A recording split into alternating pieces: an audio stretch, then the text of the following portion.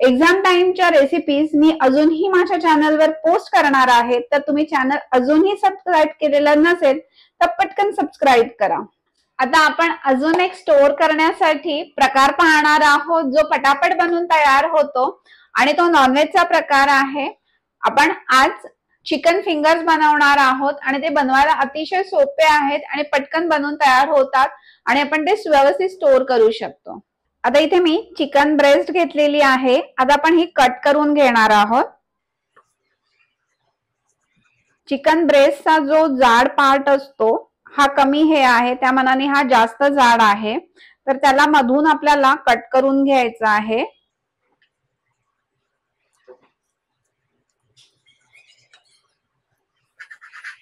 हा मधून कट केला की त्याला आपल्याला असं एका बोटा इतकं कट करून घ्यायचे आहेत।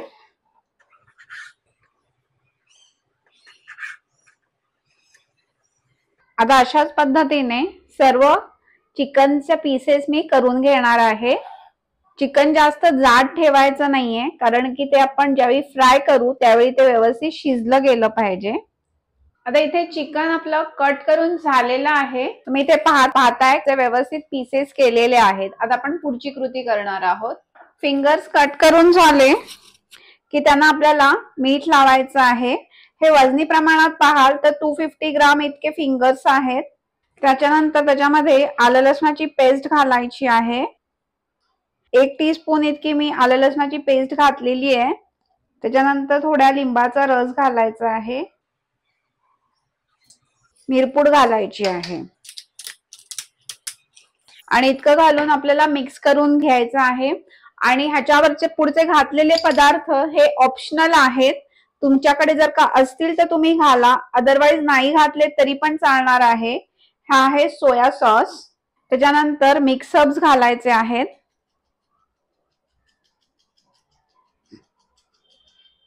आणि ही अनियन पावडर आहे।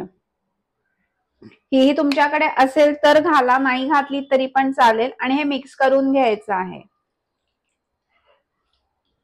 त्याच्यानंतर ह्याच्यावर थोडा मैदा भुरभुरायचा आहे, अगदी 1 चमचा इतका। आणि हे मैदा लावून थोडं मिक्स करून घ्यायचं आहे। इथे मी एक अंडा घेतलेला आहे आणि त्या अंड्यामध्ये थोडं मीठ घालणार आहे। त्याच्यानंतर त्याच्यामध्ये मिक्स हर्ब्स घालायचे आहेत।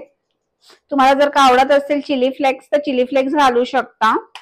त्यानंतर काळी मिरीची पूड घालायची आहे आणि हे फेटून घ्यायचं आहे। हे फेटल्यानंतर इथे मी ब्रेड क्रम्स घेतलेले आहेत।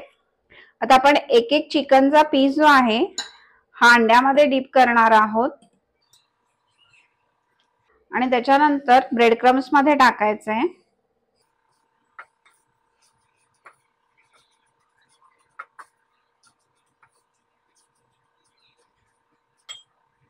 आणि पुन्हा अंड्यामध्ये टाकून ह्याला आपण डबल कोट करून घेणार आहोत।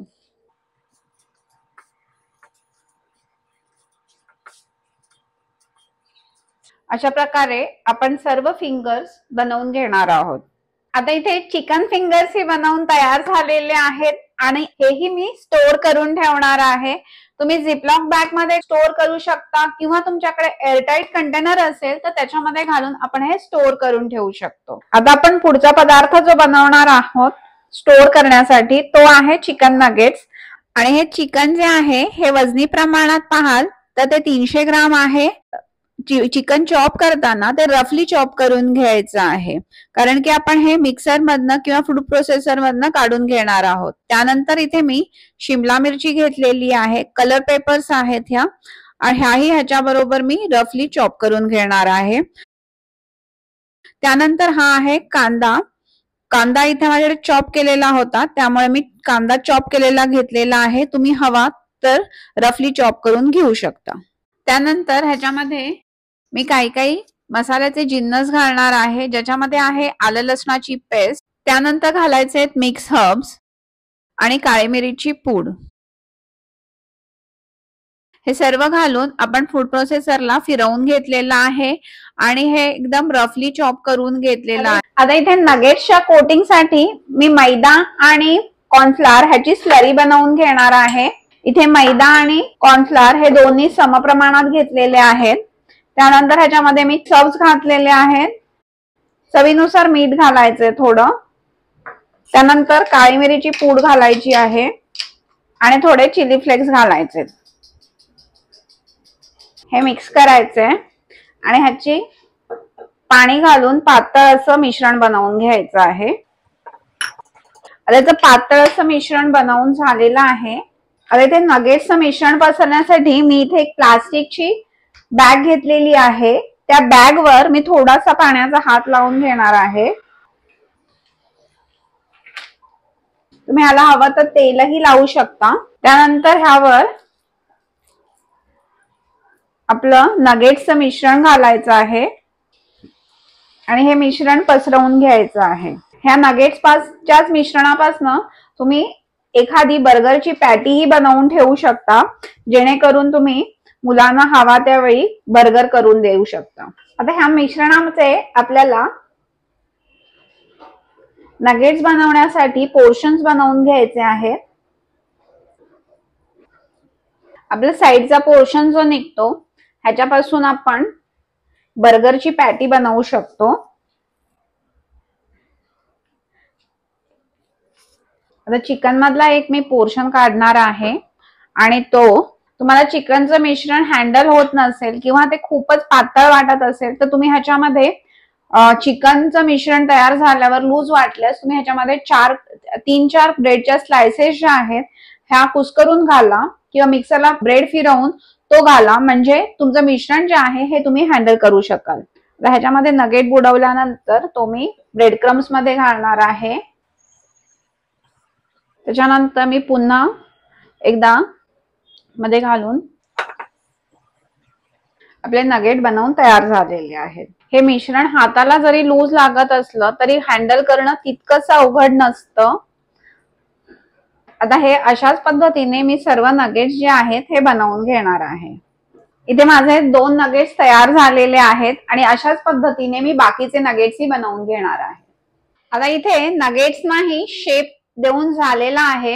आता इथे आपले तिन्ही पदार्थ जे आहेत हे स्टोअर करण्यासाठी रेडी झालेले आहेत। मी ऑलरेडी वेज स्टिक्स त्याच्यानंतर चिकन स्ट्रिप्स हा ऑलरेडी डीप फ्रीज केलेले आहेत आणि आता हे मी चिकन नगेट्सही डीप फ्रीज करणार आहे। आता आपण ह्याच्यामधल्या प्रत्येक पदार्थ हा डीप फ्राय करून पाहणार आहोत। इथे तेल गरम झालेलं आहे, त्यावेळी ह्याच्यामध्ये मी पहिल्यांदा वेज स्ट्रिप्स घालणार आहे आणि ह्या वेज स्ट्रिप्स तुम्ही शॅलो फ्राय ही करू शकता। आता वेज स्ट्रिप्स ज्या आहेत ह्या छान लालसर रंगावर तळून झालेल्या आहेत आणि त्यावेळी मी ह्या काढून घेणार आहे। आता त्यानंतर ह्याच्यामध्ये मी घालणार आहे चिकन स्ट्रिप्स। आता चिकन ही छान गोल्डन कलरवर तळून झालेला आहे आणि चिकन तळताना गॅस जो आहे हा मंद ठेवायचा आहे, कारण की आपले चिकन जे आहे हे कच्चं आहे। तर आता हेही मी काढून घेणार आहे। आता ह्यामध्ये आपण चिकन नगेट्स घालणार आहोत आणि हेही छान आपण गोल्डन कलरवर तळून घेणार आहोत। आता चिकन नगेट्स ही छान सोनेरी रंगावर तळून झालेले आहेत, हेही मी आता काढून घेते। आता ह्या रेसिपीज तुम्ही एक्झाम टाइम प्रेप म्हणून बनवा किंवा पार्टीसाठी स्टार्टर म्हणून बनवा। रेसिपीज 3 पण त्याचे उपयोग खूप सारे होऊ शकतात। तर ह्या रेसिपीज तुम्ही नक्की बनवून पहा आणि रेसिपी आवडली तर लाईक करा, शेअर करा आणि येणाऱ्या नवीन रेसिपीज साठी बेल आयकॉनवरही प्रेस करा।